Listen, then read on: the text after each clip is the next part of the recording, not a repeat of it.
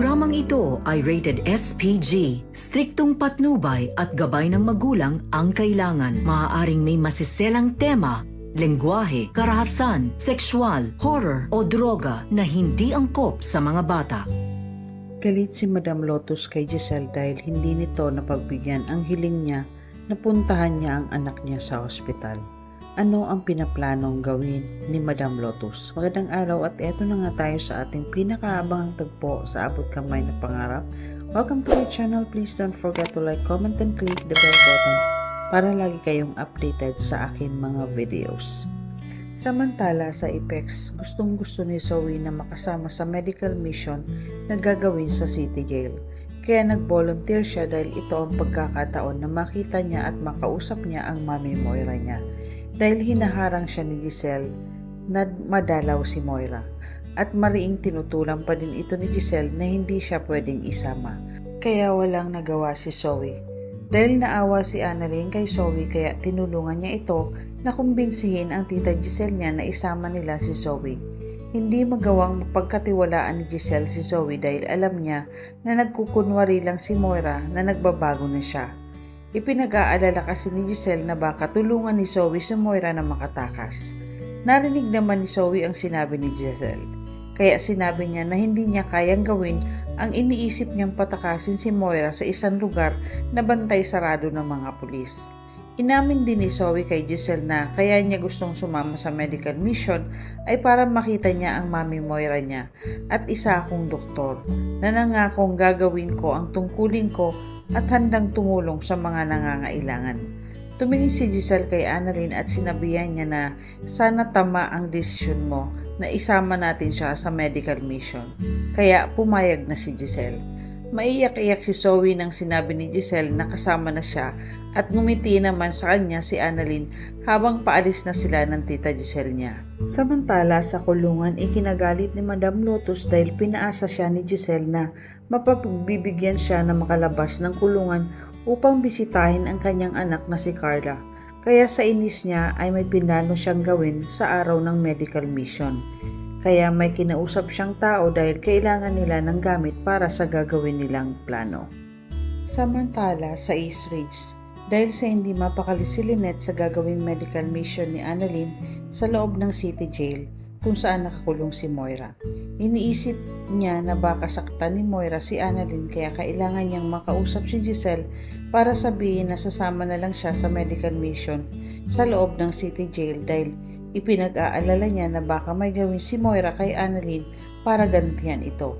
Agad niyang tinawagan si Giselle para sabihin na pupunta na siya at sinabihan niya si Chang Susan at Josa na kapag hinanap siya ni Carlos sabihin nilang sumama siya sa medical mission nila Annalyn at nagpaalam na siya sa dalawa.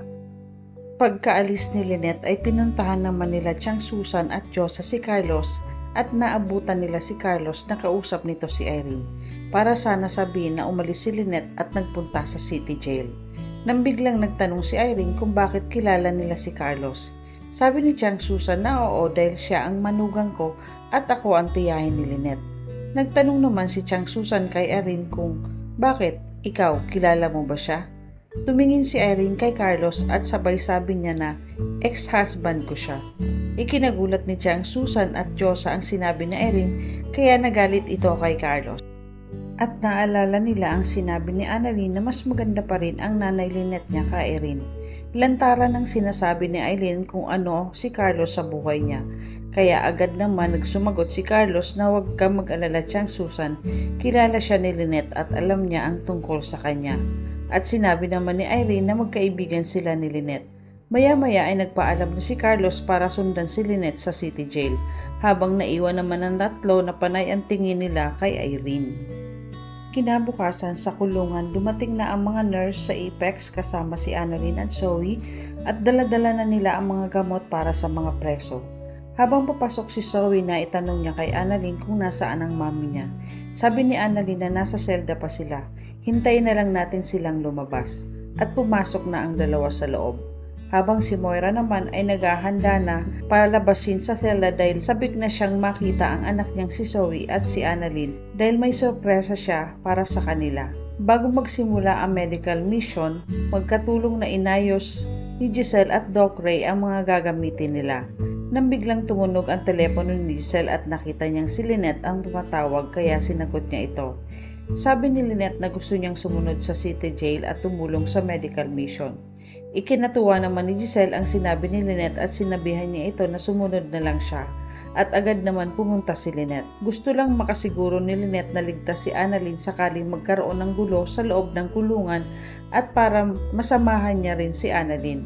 Tinawag ni Giselle si Warden Reyes para sabihin na pumapayag na siyang palabasin si Moira sa selda pero dapat maging alisto kayo at kailangan bantayan niyo ng maigi si Annalyn at baka may gawin siya sa kanya si Moira.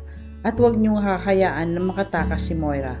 At sinabi ni Warden na, sige po ma'am, saka umalis ito para sabihin sa mga kasamahan niya, pulis na pwede nang palabasin ang mga bilanggo kasama na si Moira. Ikinagulat naman ni Doc Ray ang sinabi ni Giselle na kung bakit ang bilis naman nagbago ang isip niya.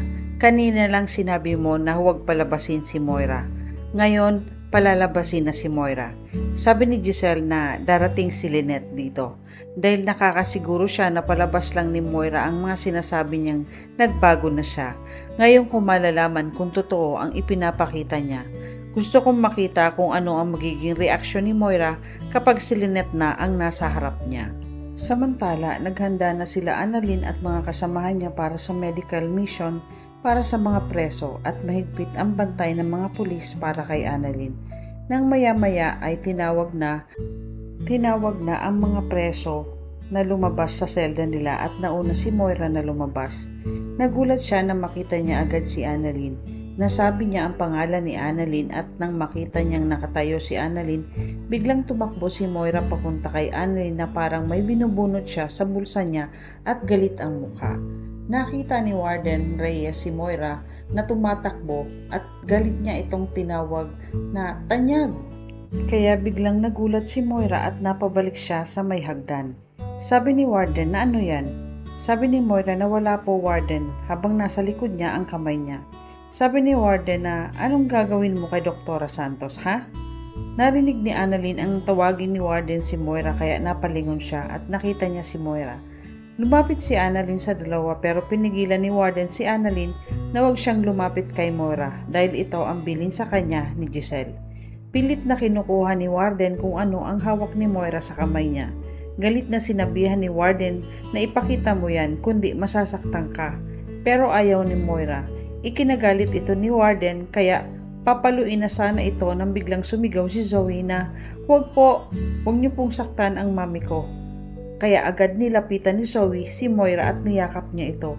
Awang-awa si Zoe kay Moira. Umiiyak naman na niyakap ni Moira si Zoe. Maya-maya dumating si Giselle at tinanong kung ano ang nangyari. Sinabi ni Warden ang ginawa ni Moira na gusto niyang lapitan si Dr. Santos. Kaya nagalit si Giselle. Hindi mo pwedeng lapitan si Annalyn, Moira. Sabi ni Moira na hindi ko naman siya sasaktan. May ibibigay lang ako sa kanila ni Zoe. At ipinakita niya ito, isang rosaryo, ang sorpresang sinasabi ni Moira. At maya-maya ay dumating si Lynette at nakita niya si Moira. Biglang nag-iba ang mukha ni Moira, habang ang Lotus Gang ay naghahanda na din sa gagawin nila. Ano ang planong gagawin ng Lotus Gang? Magkakagulo kaya sa loob ng kulungan dahil sa medical mission? Ano ang mangyayari kay Annalyn? Yan ang ating pakaabangan dito lang sa Abot Kamay na Pangarap. Huwag bibitiw at huwag kalimutan mag-subscribe. Maraming salamat po and God bless.